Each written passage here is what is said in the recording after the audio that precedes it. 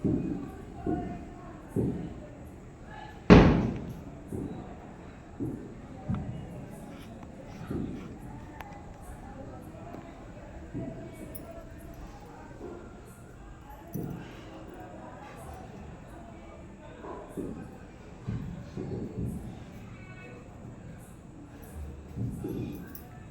சாய்ராம்.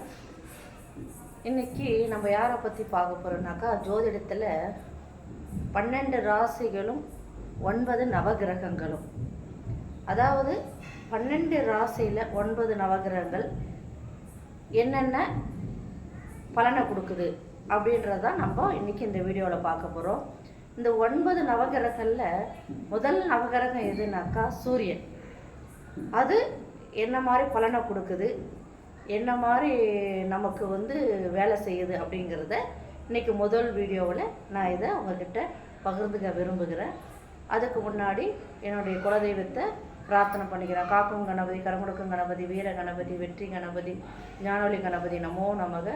ஓம் சக்தி பராசக்தி அங்காள பரமேஸ்வரி, பெற்றவளே பெரியவளே உமா மகேஸ்வரி நமோ நமக.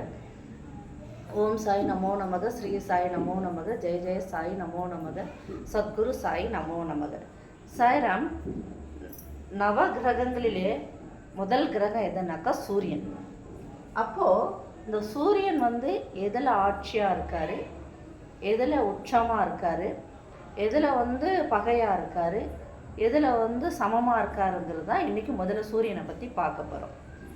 12 ராசியில் சூரியனுடைய உச்ச வீடு மேஷம்.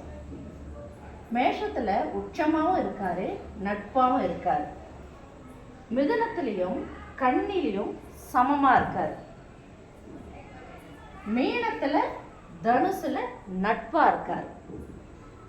ரிஷிபம், துலாம், மகரம், கும்பம் பகையாக இருக்கார். இப்போ உச்சனா என்ன, சமனா என்ன, நீச்சனா என்ன அப்படின்னு நம்ம பார்க்க போகிறோம். சூரியன் நம்ம ராசியில் எந்த இடத்துல இருந்தால் நமக்கு உச்சம், எந்த இடத்துல இருந்தால் நீச்சம், எந்த இடத்துல இருந்தால் பகை, அதுதான் இன்றைக்கி நம்ம பார்க்க போகிறோம். சூரியன் மேஷத்தில் இருந்தால் உச்சமாகவும் இருப்பார், நட்பாகவும் இருப்பார். இப்போ உச்சமாக இருந்தால் என்ன பலன் கொடுப்பாரு? நம்ம எதிர்பார்த்த அரசாங்க உத்தியோகம் கிடைக்கும், பேர் புகழ், நல்ல வசதி, எல்லா தந்தையோட ஆதரவு. அவர் உச்சமாக இருக்கும் பொழுது சிம்மத்தில் ஆட்சி வீடாக இருக்கார்.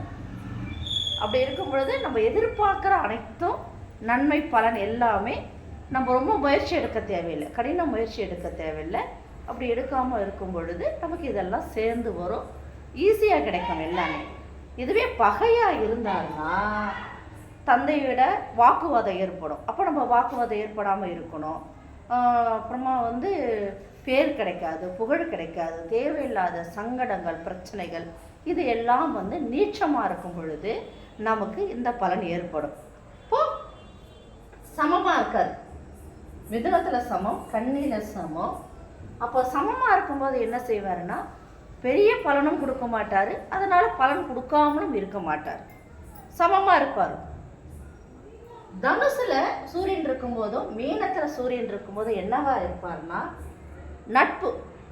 அப்போது அந்த கிரகங்கள் நமக்கு என்ன பலன் கொடுக்குதோ நட்பு. அப்போ நம்ம நண்பனுக்கு நண்பன் உதவி செய்ய மாட்டோமா, அதுபோல் அவர் நமக்கு உதவி செய்வார்.